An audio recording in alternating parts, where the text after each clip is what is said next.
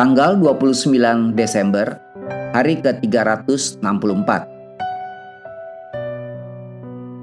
Bacaan Wahyu pasal 14 sampai dengan pasal 16.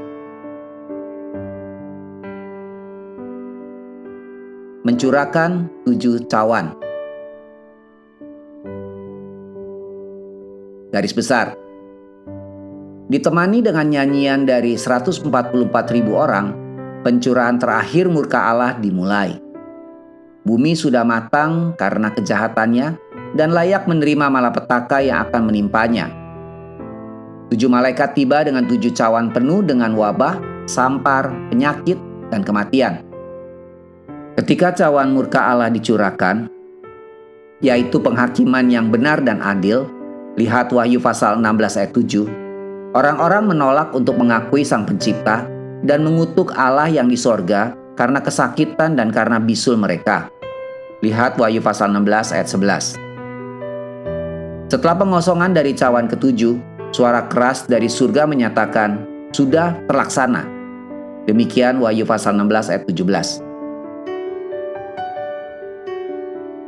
Renungan harian. Kapan terakhir kali pasangan Anda marah pada Anda?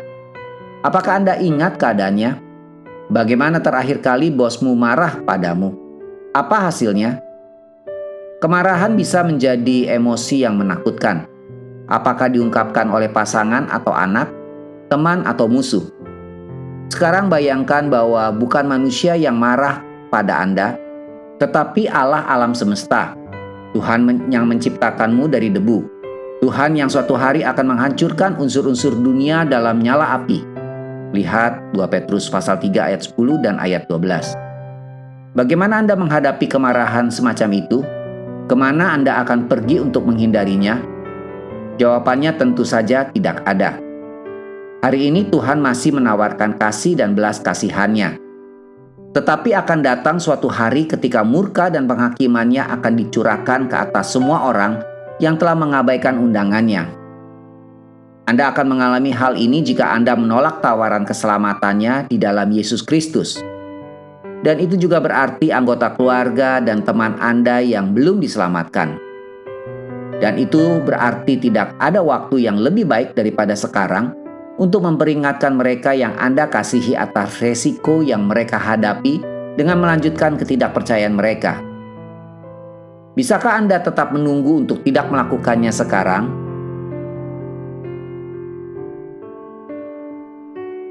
Mereka yang mencintai cara iblis akan menentang cara Allah. Tetapi mereka tidak bisa melarikan diri dari murka Allah.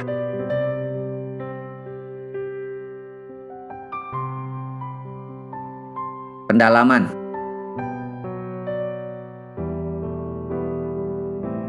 Pesta buah sulung. Wahyu pasal 14 ayat 1 sampai dengan ayat 5. Siapakah 144.000 orang itu? Jawabannya dapat dan telah diperdebatkan tanpa henti.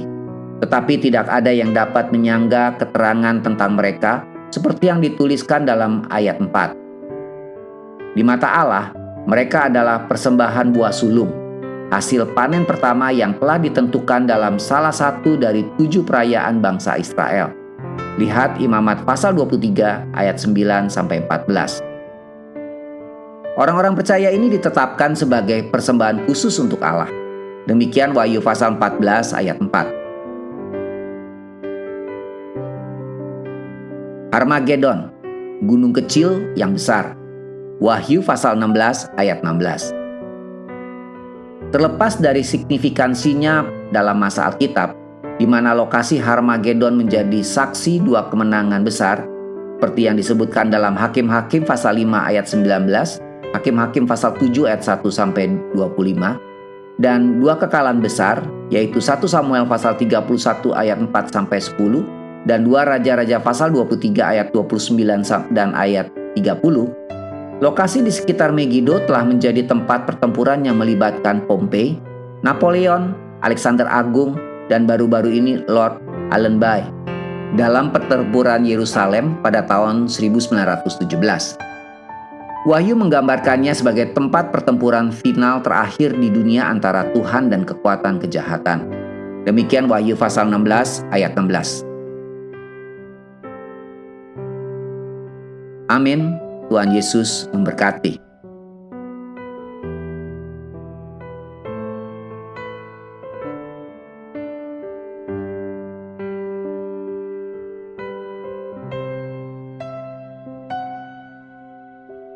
Wahyu pasal 14. Anak domba dan pengikutnya yang ditebusnya. Dan aku melihat, sesungguhnya anak domba berdiri di Bukit Sion, dan bersama-sama dengan dia 144.000 orang, dan di dahi mereka tertulis namanya dan nama Bapanya.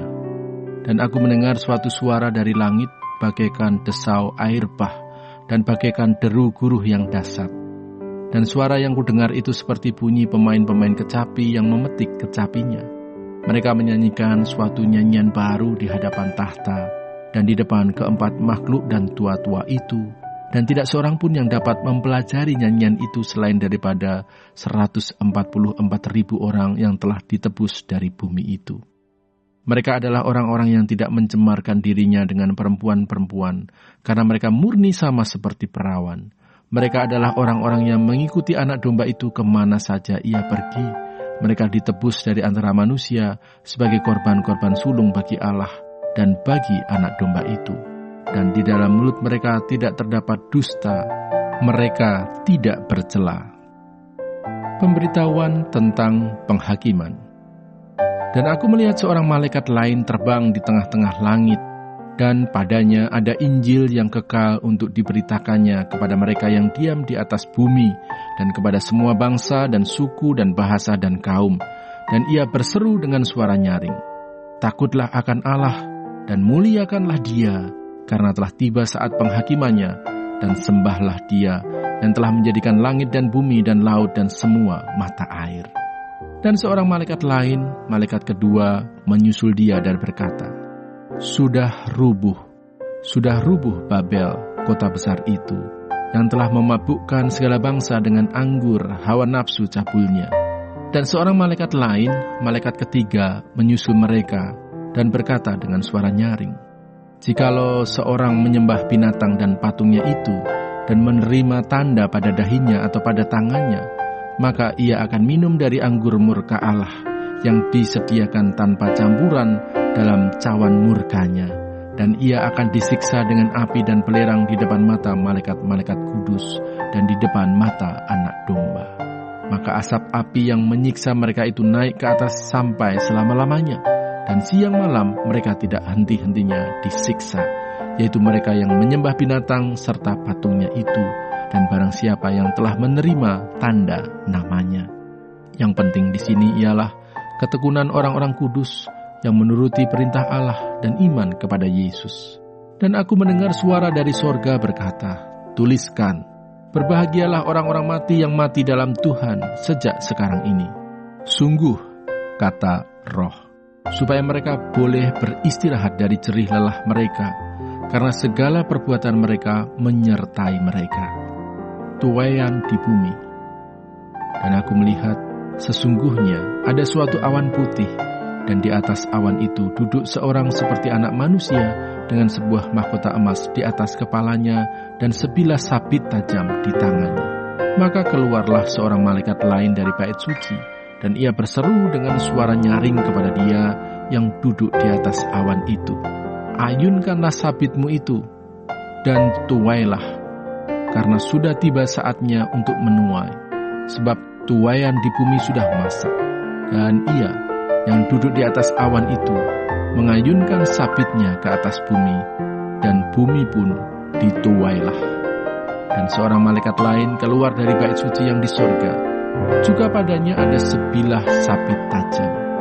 Dan seorang malaikat lain datang dari Mesbah, ia berkuasa atas api, dan ia berseru dengan suara nyaring kepada malaikat yang memegang sabit tajam itu, katanya, "Ayunkanlah sabitmu yang tajam itu, dan potonglah buah-buah pohon anggur di bumi, karena buahnya sudah masak."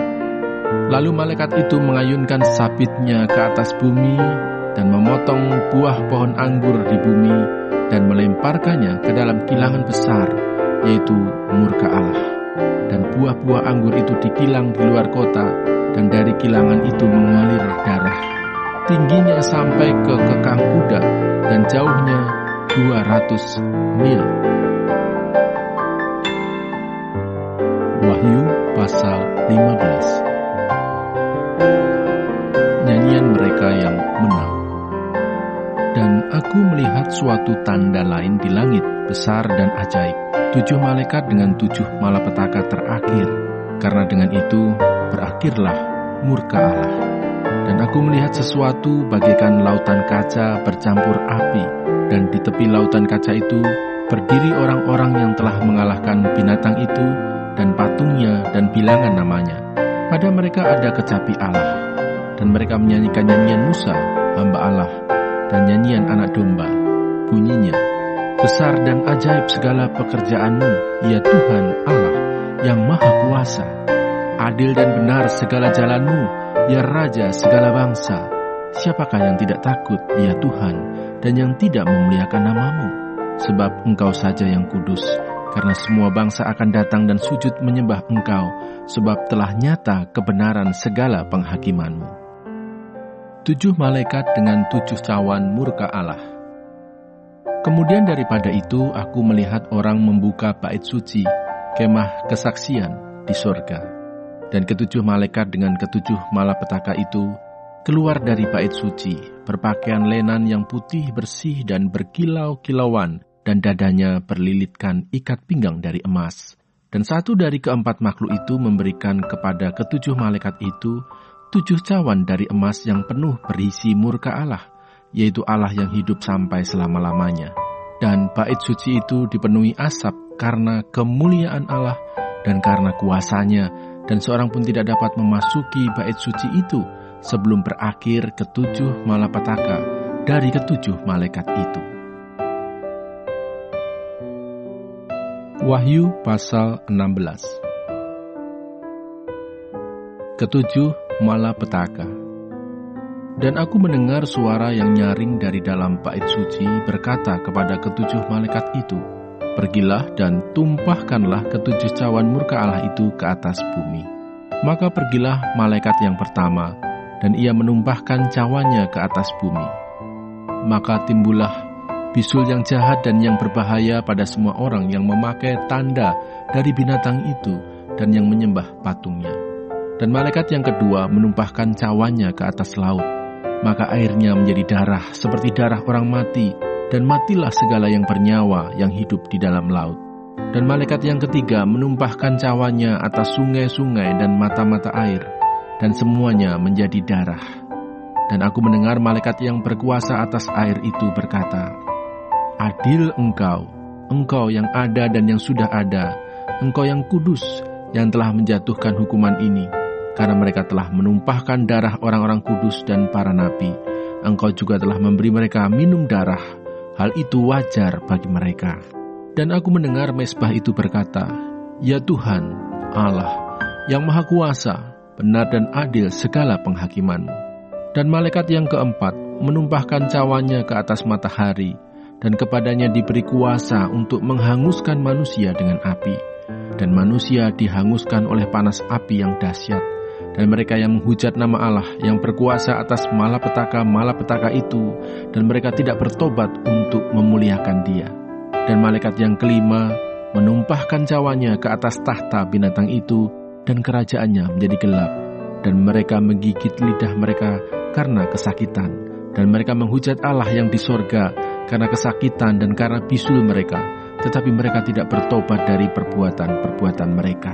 Dan malaikat yang keenam menumpahkan cawannya ke atas sungai yang besar, sungai Efrat, lalu keringlah airnya, supaya siaplah jalan bagi raja-raja yang datang dari sebelah timur. Dan aku melihat dari mulut naga dan dari mulut binatang dan dari mulut nabi palsu itu keluar 3 roh najis yang menyerupai katak. Itulah roh-roh setan yang mengadakan perbuatan-perbuatan ajaib, dan mereka pergi mendapatkan raja-raja di seluruh dunia untuk mengumpulkan mereka guna peperangan pada hari besar, yaitu hari Allah yang maha kuasa. Lihatlah, aku datang seperti pencuri. Berbahagialah dia yang berjaga-jaga dan yang memperhatikan pakaiannya, supaya ia jangan berjalan dengan telanjang dan jangan kelihatan kemaluannya. Lalu ia mengumpulkan mereka di tempat yang dalam bahasa Ibrani disebut Harmagedon. Dan malaikat yang ketujuh menumpahkan cawanya ke angkasa, dan dari dalam bait suci kedengaranlah suara yang nyaring dari takhta itu, katanya, "Sudah terlaksana." Maka memancarlah kilat dan menderulah bunyi guruh, dan terjadilah gempa bumi yang dahsyat, seperti belum pernah terjadi sejak manusia ada di atas bumi. Begitu hebatnya gempa bumi itu. Lalu terbelahlah kota besar itu menjadi 3 bagian, dan runtuhlah kota-kota bangsa-bangsa yang tidak mengenal Allah. Maka teringatlah Allah akan Babel yang besar itu untuk memberikan kepadanya cawan yang penuh dengan anggur kegeraman murkanya. Dan semua pulau hilang lenyap, dan tidak ditemukan lagi gunung-gunung. Dan hujan es besar seberat 100 pon jatuh dari langit menimpa manusia. Dan manusia menghujat Allah karena malapetaka hujan es itu, sebab malapetaka itu sangat dahsyat.